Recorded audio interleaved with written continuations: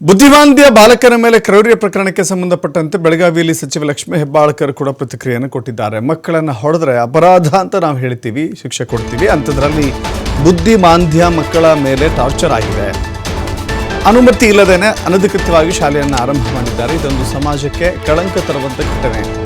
ಖಂಡಿತವಾಗಿಯೂ ಕೂಡ ಕ್ರಮವನ್ನು ತೆಗೆದುಕೊಳ್ತೇವೆ ಅಂತ ಹೇಳಿ ಸಚಿವ ಲಕ್ಷ್ಮೀ ಹೆಬ್ಬಾಳ್ಕರ್ ಹೇಳಿದ್ದಾರೆ.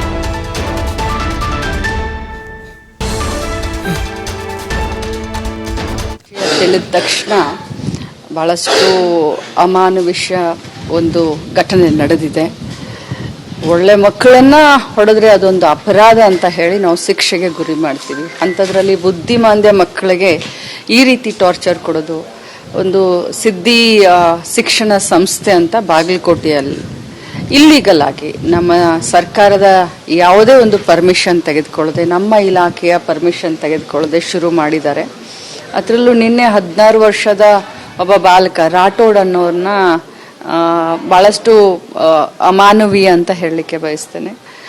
ನಡೆಸ್ಕೊಂಡಂಥ ರೀತಿ ನಮ್ಮ ಸಮಾಜಕ್ಕೆ ಒಂದು ಕಳಂಕ ಬರುವಂಥದ್ದು. ಅದರಲ್ಲೂ ಇಂಥ ಘಟನೆಗಳಿಂದ ಏನಾಗುತ್ತೆ ಅಂದರೆ ನಮಗೂ ಕೂಡ ಮುಜುಗರ ಆಗುತ್ತೆ. ಆದರೆ ತತ್ಕ್ಷಣ ನಮ್ಮ ಮಕ್ಕಳ ರಕ್ಷಣಾ ಅಧಿಕಾರಿಗಳನ್ನು ನಾನು ಕಳಿಸ್ಕೊಟ್ಟಿದ್ದೀನಿ. ನಮ್ಮ DD ಅವರನ್ನು ಅಲ್ಲಿ ಕಳಿಸ್ಕೊಟ್ಟಿದ್ದೀನಿ. ಸಂಬಂಧಪಟ್ಟಂಥ ನಮ್ಮ ಸಿದ್ಧಾರ್ಥ ಅಂತ SP ಅವರಿದ್ದಾರೆ, ಅವ್ರ ಹತ್ರ DC ಅವ್ರ ಹತ್ರ ಮಾತಾಡಿದ್ದೀನಿ ಮತ್ತು ಇಮಿಡಿಯೇಟ್ ಆಗಿ ಅದನ್ನು ಮುಚ್ಚಿಸುವಂಥ ಎಲ್ಲ ಕ್ರಮವನ್ನು ತೆಗೆದುಕೊಂಡಿದ್ದೀನಿ. ಜೊತೆಯಲ್ಲಿ ಆ ಒಂದು ಸಂಸ್ಥೆಯಲ್ಲಿ ಇರ್ತಾ ಇರುವಂಥ ಇತರೆ ಮಕ್ಕಳನ್ನು ನಮ್ಮ ಸರ್ಕಾರಿ ಅನುದಾನಿತ ಏನು ಸ್ಕೂಲ್ಗಳಿದ್ದಾವೆ, ಏನು ರಕ್ಷಣಾ ನಿಲಯಗಳೇನಿದ್ದಾವೆ, ಮಕ್ಕಳ ರಕ್ಷಣಾ ನಿಲಯಗಳಂತ ಹೇಳ್ತೀವಿ, ಬಾಲಕರ ಬಾಲಮಂದಿರ ಅದು ಅಂತ ಇರ್ತವೆ. ಸೊ ತತ್ಕ್ಷಣ ಪಾಲಕರ ಒಂದು ಅನುಮತಿಯನ್ನ ಪಡೆದುಕೊಂಡು ಅವ್ರ ಮಕ್ಕಳನ್ನ ಕರ್ಕೊಂಡು ಹೋಗ್ತಾರೆ ತಮ್ಮ ಮನೆಗೆ ಅಂತಂದ್ರೆ ಅದಕ್ಕೂ ಕೂಡ ನಾವು ಅವಕಾಶ ಮಾಡಿಕೊಡ್ತೀವಿ.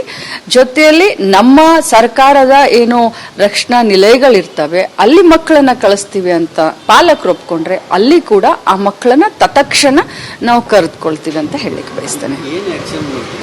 ನೋಡಿ, ಅವರ ಮೇಲೆ ಕ್ರಿಮಿನಲ್ ಮೊಕದ್ದಮನ್ನ ದಾಖಲಿಸ್ಲಿಕ್ಕೆ ಏನು ನಮ್ಮ ಮಕ್ಕಳ ರಕ್ಷಣಾ ಹಕ್ಕುಗಳಿದಾವೆ ಅವೆಲ್ಲ ಕೂಡ ಉಲ್ಲಂಘನೆ ಆಗಿದ್ದಾವೆ. ಅದಕ್ಕೆ ನಾನು SP ಅವ್ರಿಗೆ DC ಅವ್ರಿಗೆ ಮಾತನಾಡಿದ್ದೀನಿ. ಅವ್ರ ಮೇಲೆ ಇಮಿಡಿಯೇಟ್ ಆಗಿ ಕ್ರಮ, ಖಂಡಿತವಾಗ್ಲೂ ಕ್ರಿಮಿನಲ್ ಮೊಕದ್ದಮೆಯನ್ನ ಅವ್ರ ಮೇಲೆ ನಾವು ದಾಖಲಿಸ್ತೀವಿ. ನಿನ್ನೆ ನನಗೆ ಈ ವಿಷಯ ತಿಳಿದ ತಕ್ಷಣ ಬಹಳಷ್ಟು ಅಮಾನುಷ